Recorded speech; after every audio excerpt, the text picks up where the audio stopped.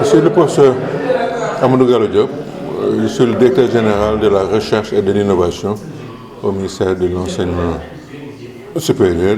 Et fondamentalement, je suis professeur de neurologie à la faculté de médecine de Dakar et chef du service de neurologie à l'hôpital universitaire de Fann. Le contenu, c'est que de manière très originale, on va devoir mettre en place un système pour booster les résultats de la recherche, donc l'innovation à partir d'équipes de recherche ou d'innovateurs qui viennent de tous les secteurs et qui ont besoin d'être visibles, accéder à des sources de financement importantes et délivrer des produits qui, in fine, peuvent avoir un impact ou scientifique, ou technologique, ou économique avéré. Ces éléments font qu'on vient de mettre en place un jury pluridisciplinaire qui vient de déterminer les critères objectifs de sélection et de classification des meilleurs projets et aboutir à leur appui financier par l'ONUDI à travers un programme qu'ils sont en train de développer en Afrique et particulièrement au Sénégal comme une sorte de laboratoire.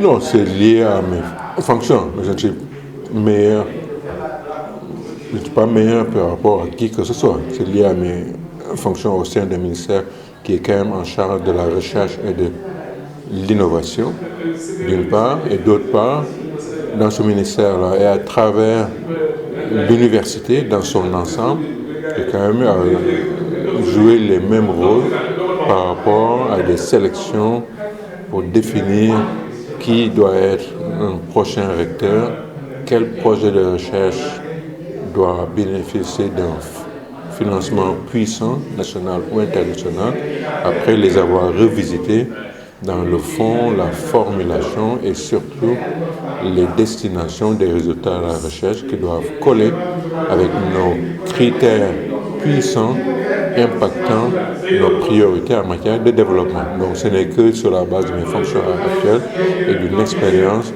pratiquée durant au moins 2 décennies pour les mêmes processus. Il y a la puissance nationale et son cadre de gouvernance, de politique en vue des objectifs précis du développement du pays. Mais on est dans un monde ouvert avec des coopérations bilatérales et multilatérales. Et des institutions comme ceux que vous venez de citer, entre autres, ont aussi des programmes spécifiques qu'ils mettent à la disposition de partenaires nationaux ou dans une sous-région. C'est pour ça qu'ils sont dans les partenariats puissants, innovants, pour booster les domaines où il y a un potentiel extraordinaire et en termes de ressources humaines et en termes de topics. On peut citer donc l'Union européenne et l'ONUDI. Il y a aussi d'autres organismes qui viennent non seulement rejoindre ce genre de processus quand ils ne sont pas concentrés aussi sur d'autres axes de coopération.